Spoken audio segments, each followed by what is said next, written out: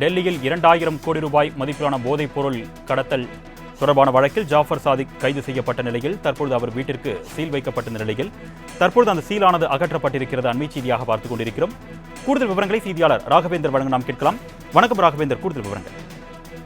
வணக்கம் பர்னேஸ். 2000 கோடி ரூபாய் போதைப்பொருள் வழக்கில் ஜாஃபர் சாதிக் எனும் திமுக பிரமுகரும் திரைப்பட தயாரிப்பாளருமான ஜாஃபர் சாதிக் தற்போது கைது செய்யப்பட்டு சிறையில் இருக்கிறார். அவருடன் அவரது நண்பரான சதா உள்ளிட்ட ஒரு 5 பேரும் சிறையில் இருக்கின்றனர். ஜாஃபர் சாதிக் கைது செய்வதற்கு முன்பு அவரை விசாரணை செய்வதற்காக மத்திய போதைப்பொருள் தடுப்பு பிரிவினர் சம்மன் அனுப்பியிருந்தனர்.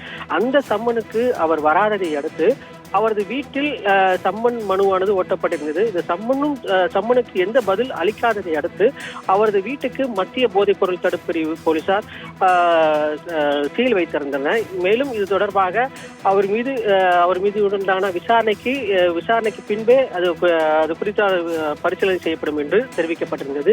இந்த நிலையில் நீதிமன்ற ஆணை பெற்று தற்போது அந்த வீடானது தற்போது அந்த வீட்டில் ஜாஃபர் சாதிக்கின் வீடு இருக்கக்கூடிய சீல் அகற்றப்பட்டிருக்கிறது.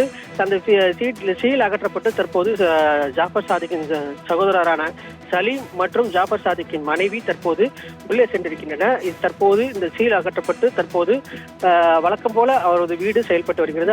அந்த வீட்டில் தற்போது ஜாஃபர் சாதிக்கின் சகோதரர் மற்றும் தாயார் ஜாஃபர் சாதிக்கின் மனைவி தற்போது இருப்பதாக தகவல் வெளியாகி இருக்கிறது. தற்போது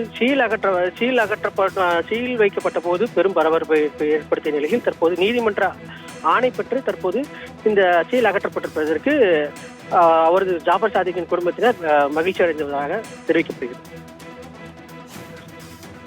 விவரங்களுக்கு நன்றி ராகவேந்தர்.